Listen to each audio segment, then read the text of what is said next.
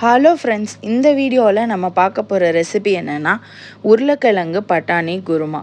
இது எனக்கு all time favourite. எப்போனா சப்பாத்திக்கு, தோசைக்கு எல்லாத்துக்குமே. இதுக்கு தேவையான பொருள் ரொம்ப ரொம்ப சிம்பிள். இது செய்கிறது தேவையான பொருட்களும் பார்த்திங்கன்னா ரொம்பவே ஈஸி. இதுக்கு பட்டாணி மட்டும் நைட் ஊற வச்சுடுங்க. அப்புறம் உருளைக்கிழங்கு தாளிக்கிறதுக்கு சோம்பு, பட்டை, கிராம்பு, கொஞ்சம் அன்னாசிப்பூ, கொஞ்சம் கடல் பாசி, வெங்காயம், தக்காளி. மசாலாத்தூள் மஞ்சத்தூள், மிளகாத்தூள், கரம் மசாலாத்தூள், அப்புறமா கொத்தமல்லி தூள். அவ்வளோதான் இதுக்கு மசாலா பொருட்கள் தேவையானது. அரைக்கிறதுக்கு பார்த்திங்கன்னா வெங்காயம், தேங்காய், பொட்டுக்கடலை. பொட்டுக்கடலைக்கு பதிலாக நீங்கள் முந்திரி கூட எடுத்துக்கலாம். நான் பொட்டுக்கடலை எடுத்திருக்கேன். இல்லைனா வேர்க்கடலையை வறுத்துட்டு அதோட தோல் எடுத்துகிட்டு கூட நீங்கள் யூஸ் பண்ணிக்கலாம். கொத்தமல்லி தழை, பச்சை மிளகா, உப்பு, அப்புறம் சோம்பு, 2 லவங்கம், 2 பட்டை, ஒரு அரை ஸ்பூன் கசகசா. இவ்வளோ தான் இதுக்கு தேவையான பொருட்கள் எல்லாமே. இதில் நீங்கள் தக்காளியை ஸ்கிப் பண்ணுறதுனா பண்ணிக்கலாம். பட் ஆனால் தக்காளி போட்டிங்கன்னா டேஸ்ட் இன்னுமே நல்லாயிருக்கும். ஒரு குக்கரில் எண்ணெய் வச்சுட்டு பட்டை, கிராம்பு, கடல் பாசி, இந்த அன்னாசிப்பூ, இந்த ஹோல் ஸ்பைசஸ் எல்லாம் போட்டுட்டு அப்புறமா கருவேப்பிலையும் போட்டுட்டு இதெல்லாம் நல்லா பொரியணும். இதெல்லாம் நல்லா பொரிஞ்ச உடனே நம்ம கொஞ்சம் சோம்பு ஆட் பண்ணிக்கலாம். இதில் நீங்கள் உருளைக்கிழங்கையும் பட்டாணியும் வேக வச்சுட்டு கூட நீங்கள் இதை தாளித்து விடலாம். ஆனால் நான் இதை ஒரே தடவையாக 1 பார்ட் ரெசிபி மாதிரி இந்த குருமாவை ஃபர்ஸ்ட்டே நான் தாளித்து விசில் விட்டு இறக்கிடுவேன். அவ்வளோதான். இப்போ இந்த சோம்பு போட்டுட்டோமா, இது சோம்பும் நல்லா பொரியணும். நல்லா பொரிஞ்சதுக்கப்புறமா நம்ம நறுக்கி வச்சுருக்கிற வெங்காயத்தை நம்ம ஆட் பண்ணிக்கலாம். வெங்காயம் ரொம்ப ப்ரௌனாக வதங்கணும் அப்படின்லாம் கிடையாது. ஒரு கண்ணாடி பதம் வந்தாவே போதும்.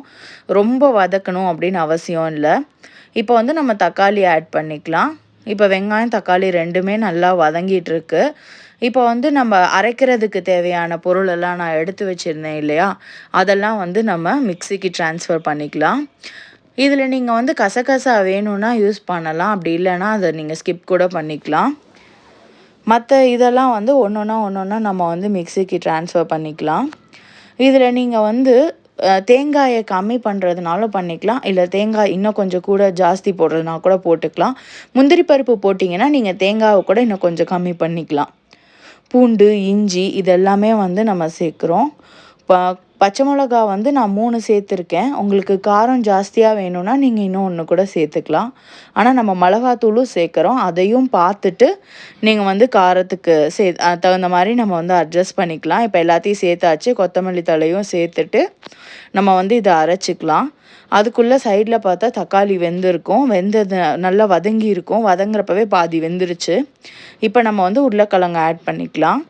உருளைக்கிழங்கு இந்த மாதிரி கொஞ்சம் பெருசு பெருசாக நறுக்கிக்கோங்க. ஏன்னா குக்கரில் விசில் விடுறப்ப சின்னதாக நறுக்குனிங்கன்னா கரைஞ்சிடும்.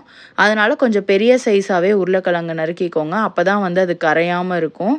உங்களுக்கு வேணாட்டி நீங்கள் தோலை எடுத்துகிட்டு அதை போட்டுக்கலாம். நல்லா உருளைக்கிழங்கையும் போட்டுட்டு பட்டாணியும் சேர்த்து இப்போவே நம்ம போட்டுடலாம். இதில் நீங்கள் உரிக்கிற பட்டாணி உங்களுக்கு கிடச்சிச்சு, ஃப்ரெஷ் பட்டாணி அப்படின்னா நீங்கள் அதை கடைசியாக ஆட் பண்ணிக்கோங்க. இது நான் ட்ரை பட்டாணி நைட்டு ஊற வச்சது, அதனால இப்போவே நான் அதை ஆட் பண்ணிக்கிறேன். உரிக்கிற பட்டாணியாக இருந்தால் நீங்கள் கடைசியாக ஆட் பண்ணிங்கனாவே போதும். இதை நல்லா மிக்ஸ் பண்ணி விட்டுறலாம். ஃபுல்லாக ஒரு நல்லா அடியிலேருந்து மிக்ஸ் பண்ணி விட்டுட்டு நம்ம தேவையான மசாலாஸ் இப்போ ஆட் பண்ணிடலாம். இதில் மசாலாவோட பச்சை வாசனை போகிற அளவுக்கு இது கொஞ்சம் வதங்கணும். அந்த மாதிரி நம்ம இதில் நம்ம இன்னும் உப்பு ஆட் பண்ணலை. இப்போ உப்பு ஆட் பண்ணிக்கலாம். உப்பு ஆட் பண்ணிவிட்டு நல்லா ஒரு மிக்ஸ் கொடுத்து ஓரளவுக்கு அது நல்லா வதங்கணும். இந்த அளவுக்கு வதங்கி பச்சை வாசனை போனதுக்கப்புறமா நம்ம அரைச்சி வச்சுருக்கிற விழுதை இதில் சேர்த்துடலாம். இது கொஞ்சம் நல்லா ஸ்மூத் பேஸ்ட்டாக இருந்தால் நல்லது. கொரகொரப்பாக இருக்காமல் கொஞ்சம் ஓரளவுக்கு ஸ்மூத் பேஸ்ட்டாக இருக்கணும்.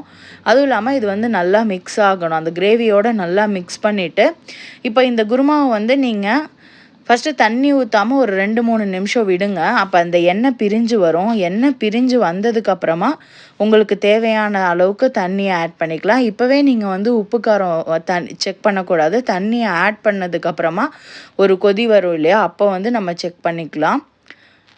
தண்ணி இப்போ தோசைக்கு அப்படின்னா கொஞ்சம் தண்ணியாக இருந்துச்சுன்னா நல்லாயிருக்கும். சாப்பாட்டுக்கு வச்சுக்கிறீங்கன்னா கொஞ்சம் திக்காக வச்சுக்கோங்க. இப்போ நம்ம தேங்காய் பால் சாதம், இல்லை வெஜிடபிள் பிரியாணி, பலாவ் ரெசிபி அந்த மாதிரி இருக்கிறதுக்கெல்லாம் வந்து கொஞ்சம் திக்காக இருந்துச்சுன்னா நல்லாயிருக்கும். தோசை, இட்லிக்கு அப்படின்னா நீங்கள் கொஞ்சம் தண்ணியாக வச்சுக்கிறது நல்லது. அதுக்கு தகுந்த மாதிரி கன்சிஸ்டன்சியில் நீங்கள் வச்சுக்கோங்க. Thank you friends. இந்த வீடியோ பிடிச்சிருந்தா லைக் பண்ணுங்கள், ஷேர் பண்ணுங்கள், கமெண்ட் மறக்காமல் சப்ஸ்கிரைப் பண்ணுங்கள். தேங்க்யூ.